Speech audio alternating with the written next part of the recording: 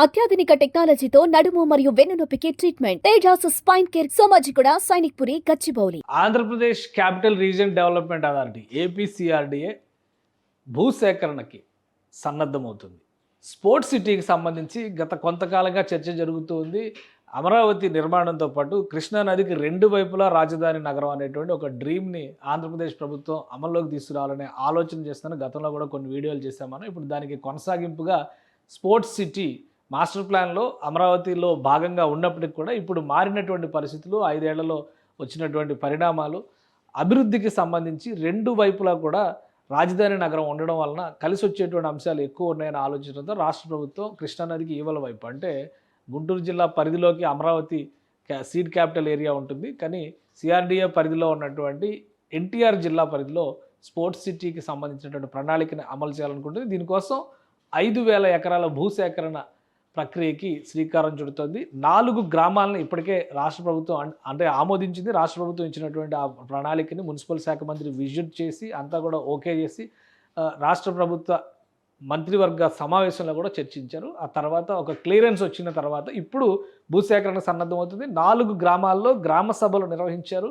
అతి త్వరలోనే ఈ గ్రామాల్లో భూసేకరణకి సహకరించబోయేటువంటి ప్రజలకి ఎలాంటి ప్యాకేజ్ ఇవ్వబోతున్నారు అనేటువంటి విషయాన్ని వివరించబోతున్నారు. సో అసలు ఏ గ్రామాలు ఉన్నాయి, ఎక్కడెక్కడ గ్రామ సభలు నిర్వహించారు, గ్రామ సభలు అన్నీ కూడా కంప్లీట్ అయినాయి. ప్రభుత్వం రాజధాని ఏర్పాటులో భాగంగా ఈ అంశాలన్నింటినీ కూడా తీసుకున్నట్టుగా చెప్తున్నారు. మూలపాడు ప్రధానంగా మనకు కనిపిస్తున్నటువంటి ఏరియా మూలపాడు ఏరియా.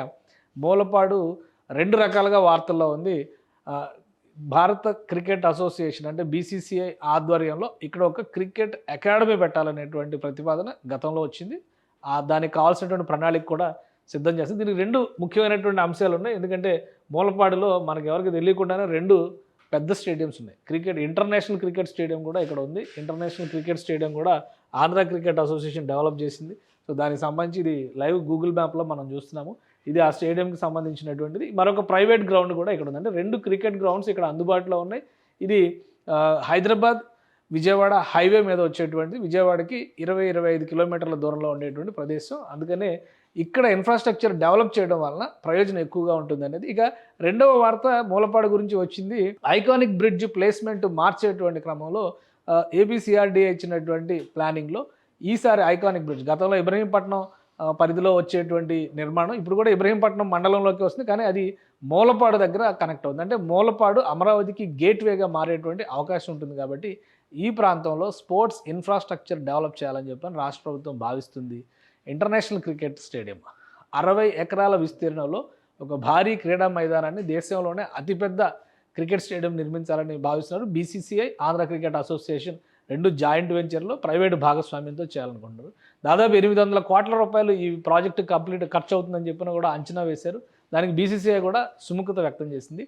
సో అదొక పాయింట్ అయితే, ఇంకోటి ఇంటర్నేషనల్ స్పోర్ట్స్ యూనివర్సిటీ ఏర్పాటు చేయాలని రాష్ట్ర ప్రభుత్వం భావిస్తుంది. అన్ని రకాల క్రీడలకు కూడా ఇక్కడ ప్రోత్సాహం ఇవ్వాలి. దానికి కావాల్సినటువంటి ఇన్ఫ్రాస్ట్రక్చర్ డెవలప్ చేయాలంటే ఈ ప్రదేశం మరింత విస్తారంగా ఉండాల్సినటువంటి అవసరం ఉంది. అమరావతి కోర్ క్యాపిటల్ ఏరియాలో అలాట్ చేసినటువంటి ల్యాండ్ ఇతర అవసరాలకు ఉపయోగించడానికి అవకాశం ఉంటుంది. స్పోర్ట్స్ ఫెసిలిటీస్ అన్నీ కూడా నదికి అవతల వైపు ఉండడం వలన 2 వైపులా రాజధాని అభివృద్ధి చెందడానికి అవకాశం ఉంటుందని చెప్పి రాష్ట్ర ప్రభుత్వం భావిస్తుంది. అందులో భాగంగానే మూలపాడుని సెంట్రిక్గా చేసుకుని రాష్ట్ర ప్రభుత్వం కొన్ని నిర్ణయాలు తీసుకుంది. అందులో భాగంగానే మూలపాడు నుంచి 4 గ్రామాలని ఇక్కడ ఎంపిక చేశారు. కేతనకొండ, మూలపాడు, ఇది మూలపాడు గ్రామం కనిపిస్తుంది. ఇక్కడ కొటికలపూడి, కేతనకొండ, అలానే ఇటువైపు వస్తే త్రిలోచనపురం. సో ఈ 4 ప్రాంతాల పరిధిని దృష్టిలో పెట్టుకొని రాష్ట్ర ప్రభుత్వం స్పోర్ట్స్ సిటీని డెవలప్ చేయాలనేటువంటి ఆలోచన చేసింది. ఈ స్పోర్ట్స్ సిటీకి సంబంధించినటువంటి ప్రాంతం అంటే కేతనకొండ, త్రిలోచనపురం, ఈ ప్రాంతాలన్నీ కూడా వస్తాయి అన్నమాట. ఇలా చూసినప్పుడు కొటికలపూడి, మూలపాడు దీన్ని సెంట్రిక్గా చేసుకుని ఈ ప్రాంతం మొత్తం 5,000 ఎకరాల భూముల్ని సేకరించాలని చెప్పని రాష్ట్ర ప్రభుత్వం నిర్ణయించింది. దీనికి సంబంధించి ఒక క్లారిటీ కూడా ఏపీసీఆర్డీకి ఇచ్చేసినటువంటి నేపథ్యంలో ఈ 4 గ్రామాల్లో గ్రామ సభలు నిర్వహించారు ఏపీసీఆర్డీఏ అధికారులు. ప్రభుత్వం భూసేకరణ చేస్తున్నటువంటి అంశాలు, దానివల్ల కలిగేటువంటి ప్రయోజనాలు, ఈ ప్రాంతం నుంచి ఇన్ఫ్రాస్ట్రక్చర్ అంటే ఒక core city area, sports city area కనుక డెవలప్ అయితే ఆ పరిసర ప్రాంతాల్లో జరిగేటువంటి ప్రయోజనాలు, వీటన్నిటిని కూడా అధికారులు వివరించారు. అలానే అక్కడ ఉన్నటువంటి ప్రజలు, రైతాంగం భూములు ఇవ్వడానికి సుముఖత వ్యక్తం చేశారు. వాళ్ళకి ఇవ్వబోయేటువంటి ప్యాకేజ్ డీటెయిల్స్ గురించి మాత్రమే మాట్లాడారు. సో మరో దఫా మీటింగ్ ఉండబోతుంది. ఆ మీటింగ్లో మరింత క్లారిటీ ఇస్తామని చెప్పని అధికారులు చెప్తున్నారు. ఒకవేళ ఇక్కడ కనుక క్లారిటీ వస్తే 5,000 ఎకరాలు ఆల్రెడీ కృష్ణానదికి ఆనుకుని ఉన్నటువంటి ప్రదేశంలో, అంటే ఇక్కడ మనం ఒకటి గమనించాల్సింది ఏంటంటే ఇది నదికి యువతల వైపు ఉంది కాబట్టి రాజధాని ఈ ప్రాంతాన్ని ఒకసారి మనం జూమ్ చేసి చూస్తే కనుక క్లారిటీ వస్తుంది.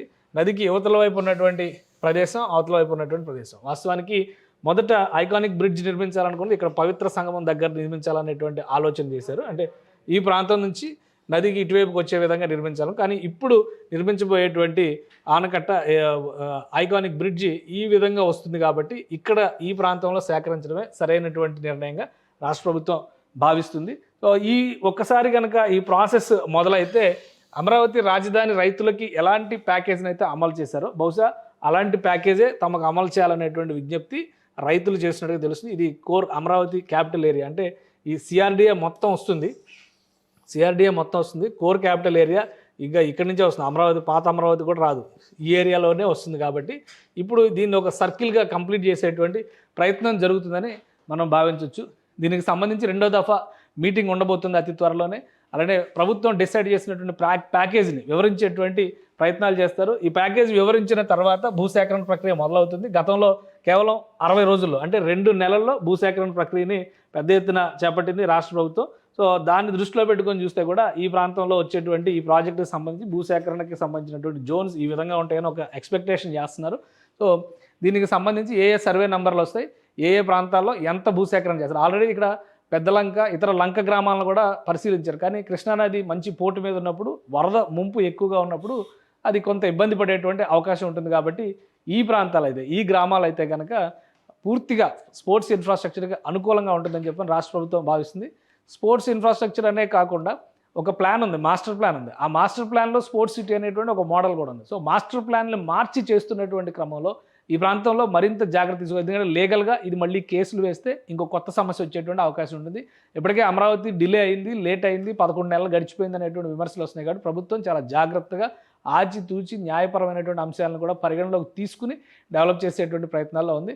స్పోర్ట్స్ సిటీ అని చెప్పని కోడిఫై చేయనప్పటికీ కూడా దీన్ని ఏ విధంగా మెన్షన్ చేయాలి, ఎందుకంటే కొత్త ఇన్ఫ్రాస్ట్రక్చర్ గతంలో లేని ప్రపోజల్స్ ఇక్కడికి వస్తున్నాయి. కాబట్టి దీన్ని ఏ విధంగా మెన్షన్ చేయాలి, ఏ విధమైనటువంటి రీతిలో దీనికి సంబంధించినటువంటి జీవో ఇవ్వాలి, న్యాయపరమైనటువంటి చిక్కులు రాకుండా ఎలాంటి జాగ్రత్తలు తీసుకోవాలని చెప్పని రాష్ట్ర ప్రభుత్వం ప్రస్తుతం దానిపైన మదనం చేసినట్టుగా తెలుస్తుంది.